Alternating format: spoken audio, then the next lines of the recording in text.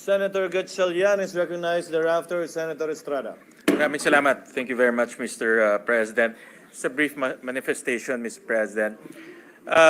Dapat ho maintindihan ng ating mga kasamahan at ng ating mga kababayan na pinag-uusapan ho natin ngayon ay hindi pa ho yung merits nung kaso.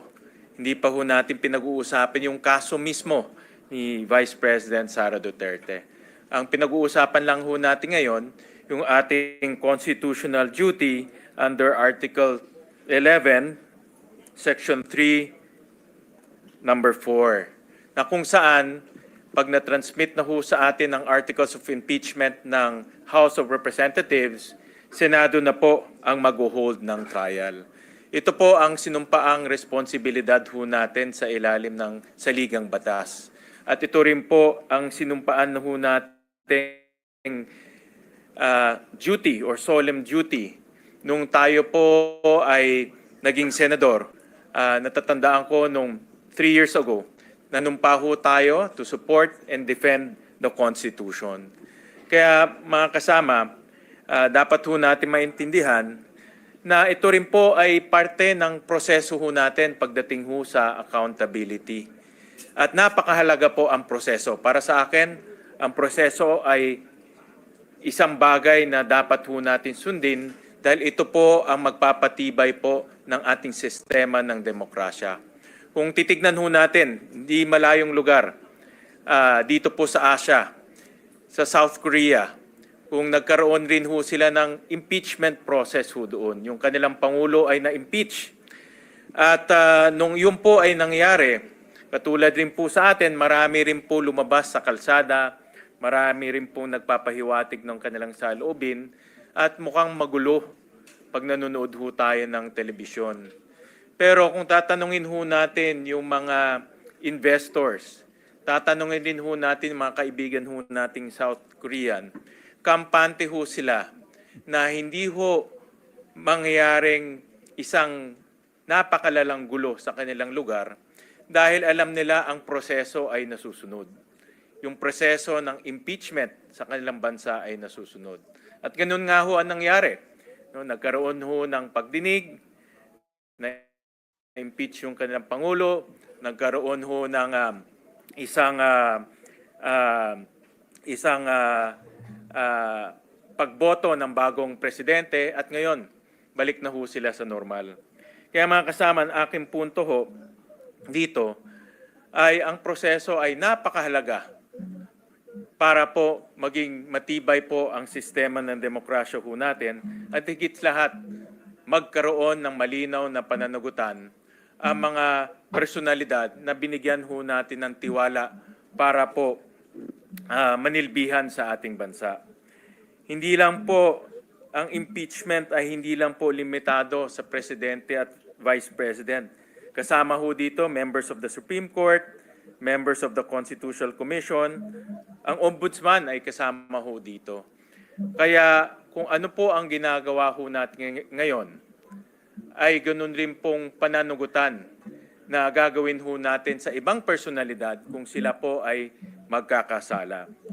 Kaya mga kasama muli, ito po ay hindi na po nating desisyon o hindi na po nating choice. Ito po ay ang ating constitutional duty at ito po ay ang ating sinumpaan na responsibilidad nung tayo po ay naging senador. At meron po rin akong isang katanungan sa ating minority leader, no, ang movant nitong motion ho natin. May mga narinig rin po ako sa television kanina na ito pong articles of impeachment ay tila merong constitutional infirmity. At gusto ko siyang tanungin dahil hindi lang ho dahil siya po ay movant, alam ko nag-top rin ho siya sa bar once upon a time. Kaya gusto ko malaman ang gusto ko marinig ang kanyang opinion na meron ba hong kapangyarihan ang Senado para po desisyonan kung ang articles of impeachment ay dapat po dinggin o hindi dinggin dahil po sa mga komplikasyon or constitutional infirmities na opinion po ng ibang mga abogado. Senator Pimentel may respond. Since I also want to respond, Mr. President. Well, I'm proceeding from my analogy of the Senate as a court, as the impeachment court. So meaning to say, we will allow the respondent or the impeached officer to put all of his or her objections against the case, against her in her answer. In her answer to the articles of impeachment. Lagay niya lahat doon. So therefore, if that is now my answer to the gentleman, that means that we can resolve such an issue as the impeachment court. So tama yung motion ko. If there is such a, let's convene. Kasi actually it's really more compliant with the Constitution eh. As soon as possible, convene na natin yung court. And then ulitin ko, ang purpose natin today is for the presiding officer to take his oath, for the presiding officer to administer our oath, to call the case against the Vice President, and then we can come up with the calendar for the trial of the said case. So part na dun sa trial, sa calendar for the trial of the said case, kailan mag-a-appear ang House panel of prosecutors. Okay, if it will not touch the original plan of the Senate President, that means a Wednesday pa yun so June 11, Wednesday ng 4 p.m. But of course, we as a court, we can advance that appearance. Simple communication lang naman yun, or notice to them to come here tomorrow.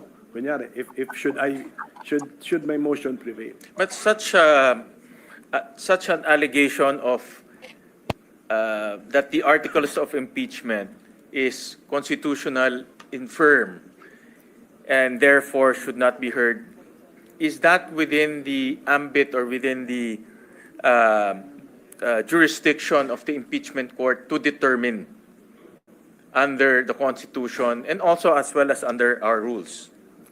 Well, in the name of due process and to be fair to the respondent or the impeached officer, we should allow that person to put everything there, lahat ng objections niya against the case against her or him. So, lagay niya lahat doon. Ngayon, we can now debate now as a court.